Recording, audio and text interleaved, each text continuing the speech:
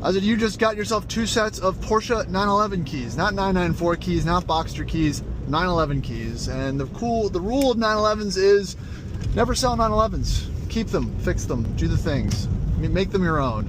And it's a really cool experience to experience your first.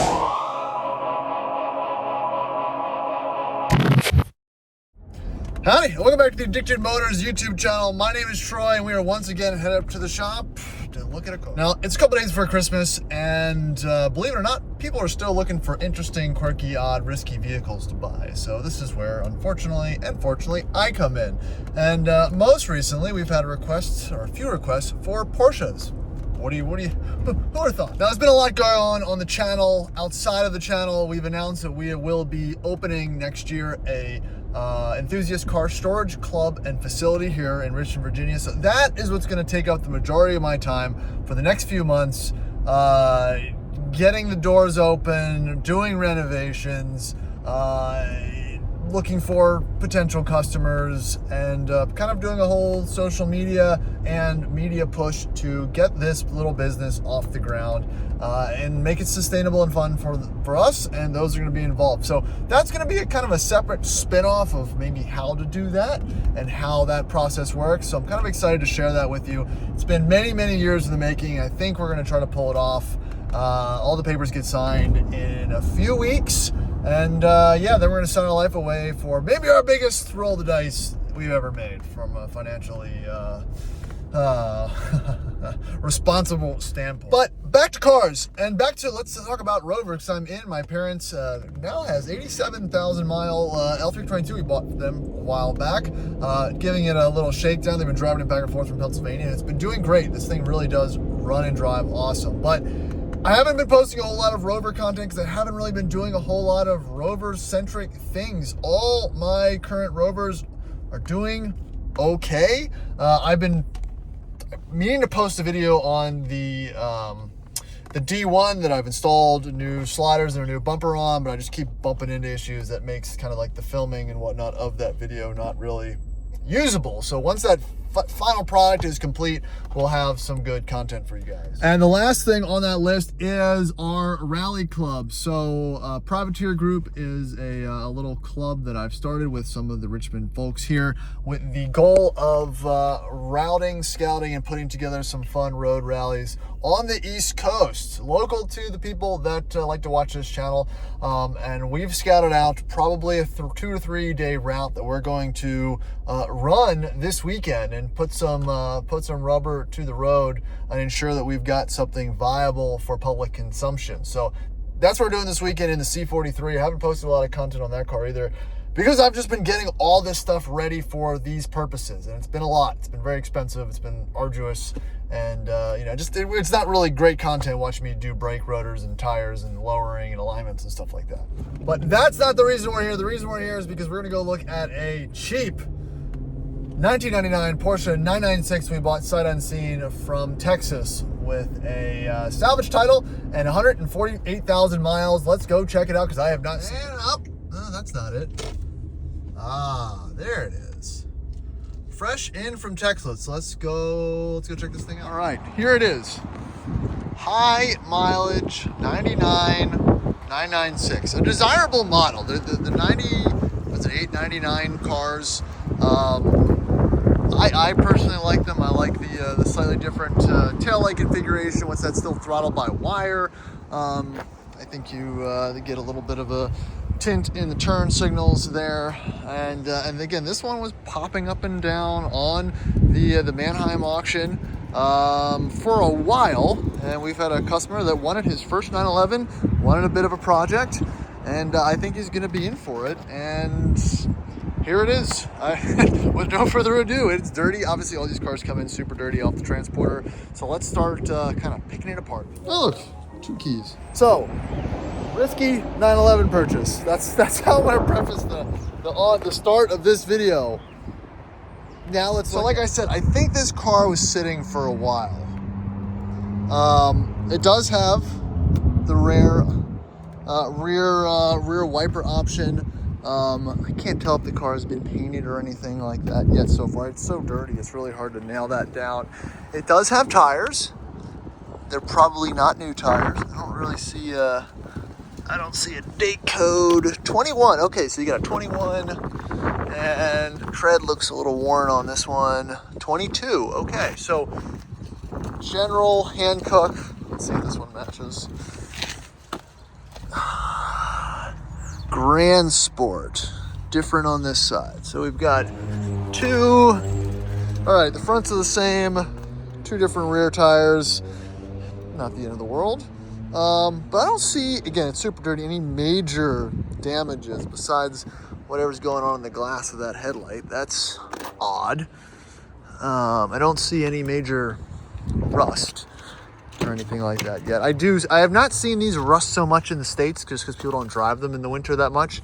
But I have seen videos of, there's a little something there. Maybe that's some body work, I don't know. But that's not horrible. Some damage on the underbody tray. That's pretty typical.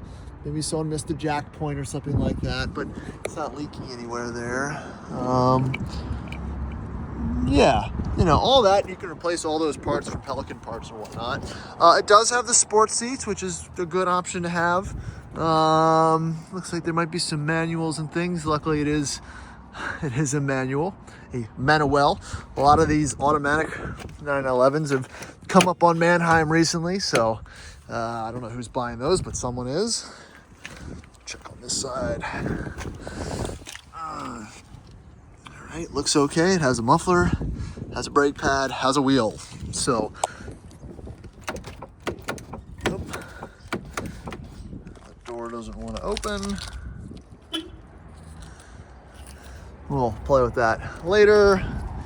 I don't see any crazy buildup on the tailpipes, which is good.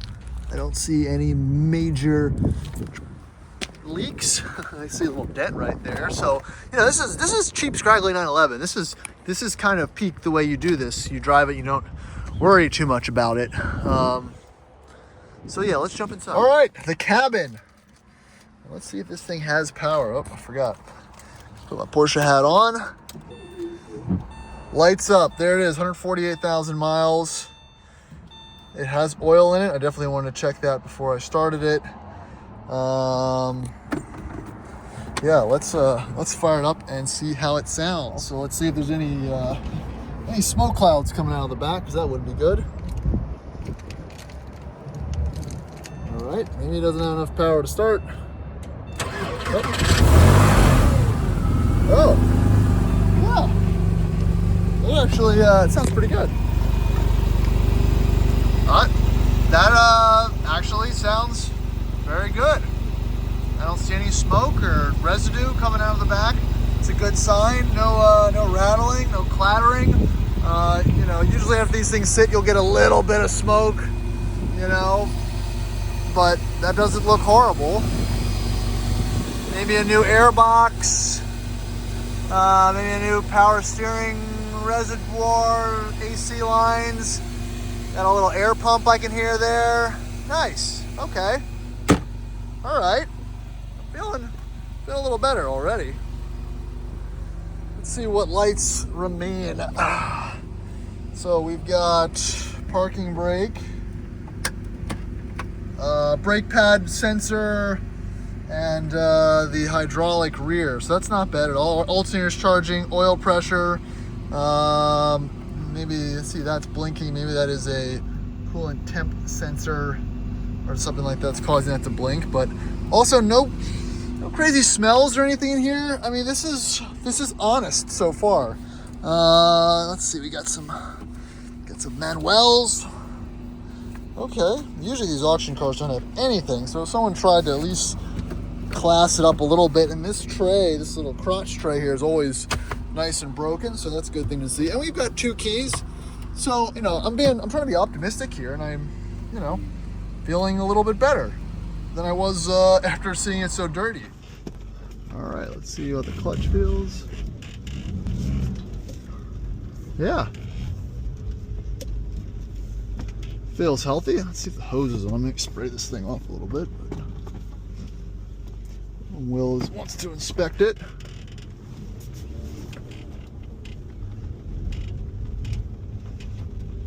No crazy noises or anything yet. Yeah, just idling. All right, hose it off a little bit. Let's take her for a little spinny poo. What's that? Low gas. Not gonna go too far.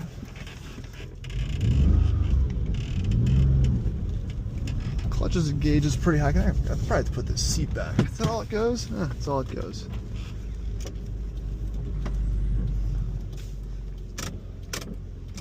I'll turn the wipers off.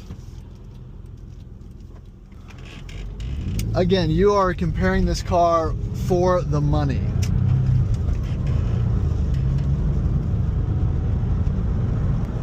And for the money, it actually tracks fairly straight. I'm sure these tires are low on air and whatnot.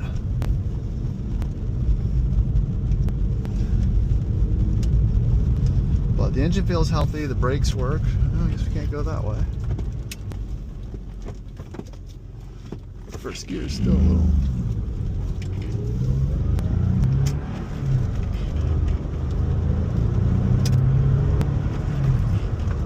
Definitely needs an alignment, but it pulls, it stops, downshifts. And what else can you ask for a cheap 911? Like I said, it obviously is going to need some dialing in, but you just got yourself 2 sets of Porsche 911 keys, not 994 keys, not Boxster keys, 911 keys. And the rule of 911s is never sell 911s. Keep them, fix them, do the things, make them your own. And it's a really cool experience to experience your first 911, not a 911, your first 911. I've done it before, I still have it. And again, even though this thing is gonna need a little bit of work, I hope that this gentleman experiences that for himself, because it's a special thing. Oh yeah.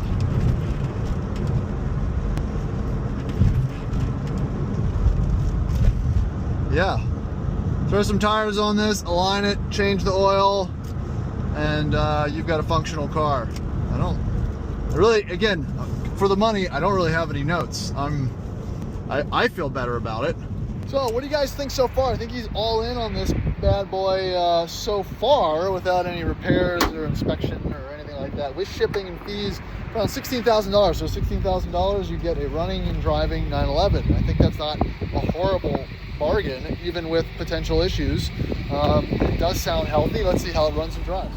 So, like I said, it seems like a pretty honest car. Like, it's not perfect, it's gonna need some things, but I think that's what's gonna make this a fun experience for the owner, is getting in there, learning how to fix certain things. It's just a car, it's nothing that special. Easiest oil change.